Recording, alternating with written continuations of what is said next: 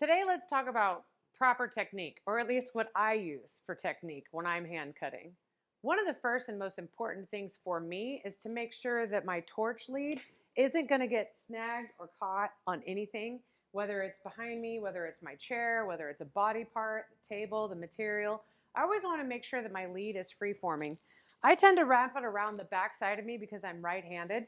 That way my right hand has control over the lead with a little bit of extra slack on the lead, so I know that it's not going to get hung up or be too tight, and I have the maximum range of motion that I can get out of the space.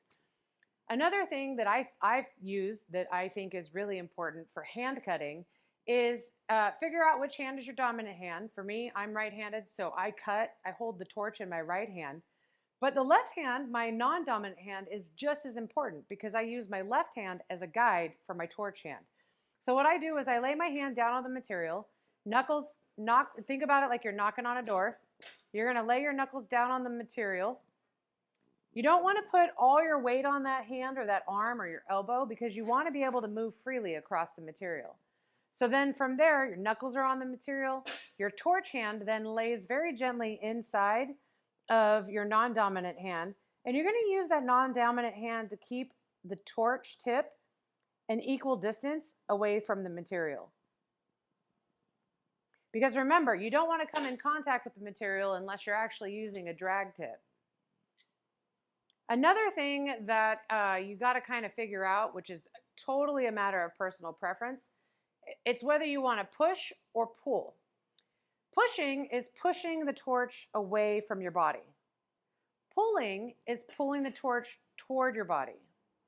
I think a lot of people like to pull toward their body because it's more comfortable, but for me, my personal preference, I do a lot of pushing.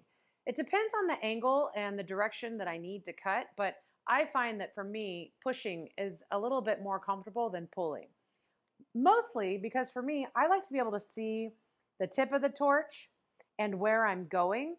And for me, like for example, with this line on this material, if I'm sitting where I'm sitting, I can't really see the tip if I'm pulling toward myself. But if I'm pushing away from my body with this particular angle and this path of travel, I can see the tip, I can see where I'm going, and I can see where I've been. So for me, I use a lot more push than I do pulling. Also, don't be afraid to move your material around. Don't be afraid to move your chair around. Don't be afraid to stand up.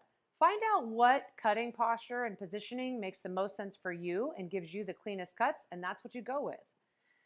Finally, one of the last important things in terms of technique is always trace your path of travel before you actually start cutting. Make sure that there's no obstacles in your way, that your lead's not going to get caught on something, that your torch isn't going to get caught on something. So before I even start cutting, I always like to try and make sure that whatever my path of travel is completely free of debris. My guide hand isn't going to get snagged. A lot of times when you're wearing gloves, it can get snagged on like a sharp edge of the material or whatnot, especially if you're cutting out a pattern of material and there might be like a little bit of dross or on the material itself.